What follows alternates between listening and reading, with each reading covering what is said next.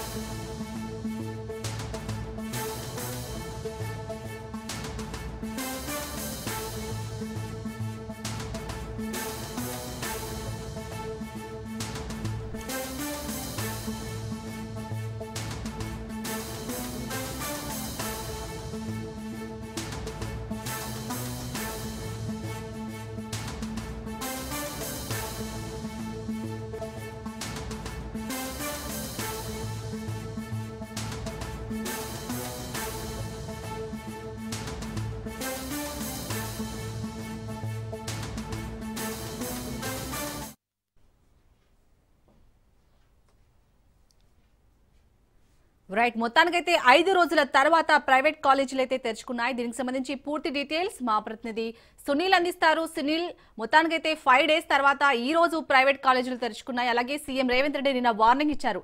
విద్యను ఎవరు కూడా వ్యాపారంలా చూడొద్దు, ఓన్లీ సేవలాగా మాత్రమే చూడాలన్నారు. సో మరి సీఎం రేవంత్ వ్యాఖ్యల్ని ఎలా చూడాలి? ఇప్పటికైనా ప్రైవేట్ కాలేజీల యాజమాన్యాలు వీటిని ఆచరించే అవకాశం ఉందా?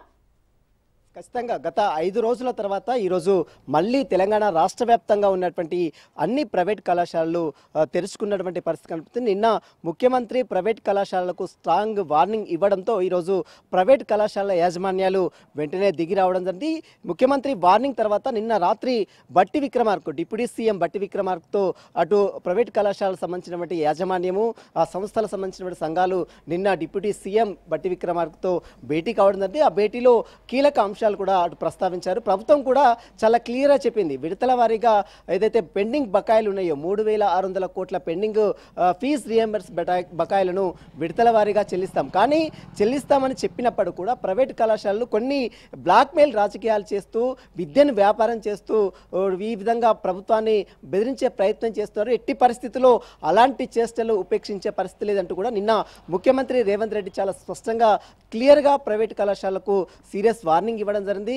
ఇక ముఖ్యమంత్రి వార్నింగ్ ఇవ్వడంతోనే వెంటనే ప్రైవేట్ కళాశాల యాజమాన్యాలు డిప్యూటీ సీఎం దగ్గరికి వెళ్ళా అక్కడ చర్చలు జరిపారు. ఆ చర్చలు కూడా సఫలం కావడం జరిగింది. మొత్తం 1500 కోట్లు కావాలని, తక్షణం 1500 కోట్లు విడుదల చేయాలని వారు డిమాండ్ చేశారు. వారు చేసినటువంటి డిమాండ్ సానుకూలంగా అటు డిప్యూటీ సీఎం కూడా స్పందించారు. ఇప్పటికే 600 కోట్లు రిలీజ్ చేశాం, మరొక 600 కోట్లు ఈ 2-3 రోజుల్లోనే విడుదల చేస్తాం, మరొక 300 కోట్లు త్వరలోనే రాబోయే రోజుల్లోనే ప్రణాళికబద్ధంగా విడుదల చేస్తామని డిప్యూటీ ముఖ్యమంత్రి హామీ ఇవ్వడంతో ప్రైవేట్ కళాశాల యాజమాన్యాలు మొత్తం కూడా పూర్తిగా తాము అనుకున్నటువంటి నిరసనలు కావచ్చు, ర్యాలీలు కావచ్చు, సభలు కావచ్చు, వీటన్నిటి కూడా విరమించుకున్నటువంటి పరిస్థితి కనబడుతుంది. నిన్న ఎల్బీ స్టేడియంలో ఈ రోజు తలపెట్టినటువంటి సభకు అనుమతి ఇవ్వాలంటూ కూడా నిన్న హైకోర్టులో సైతము పిటిషన్ దాఖలు చేశారు. హైకోర్టు కూడా చాలా క్లియర్ చెప్పింది. అంటే హైదరాబాద్ జూబ్లీహిల్స్ ఉప ఎన్నికల నేపథ్యంలో రాష్ట్రంలో ఎట్టి పరిస్థితుల్లో సభలు సమావేశాలు హైదరాబాద్లో నిర్వహించడానికి వీల్లేదనేటువంటి ఎన్నికల కోడ్ ఉంది. కాబట్టి ఎన్నికల కోడ్ దృష్టిలో ఉంచుకొని తాము ఎలాంటి ఆదేశాలు ఇవ్వలేమంటూ కూడా నిన్న హైకోర్టు కూడా వారికి ఎలాంటి సభకు అనుమతి ఇవ్వలేదు, మనం నిన్న చూసాం. అయితే ఈరోజు నిన్న ముఖ్యమంత్రి స్ట్రాంగ్ వార్నింగ్ ఇవ్వడంతో 5 రోజుల తర్వాత మళ్ళీ ఈరోజు ప్రైవేట్ కళాశాలలు తెరుచుకున్నాయి. ఇప్పటికే కొన్ని సెమిస్టర్స్ ఎగ్జామ్స్ కూడా పోస్ట్ పోన్ చేయడం జరిగింది.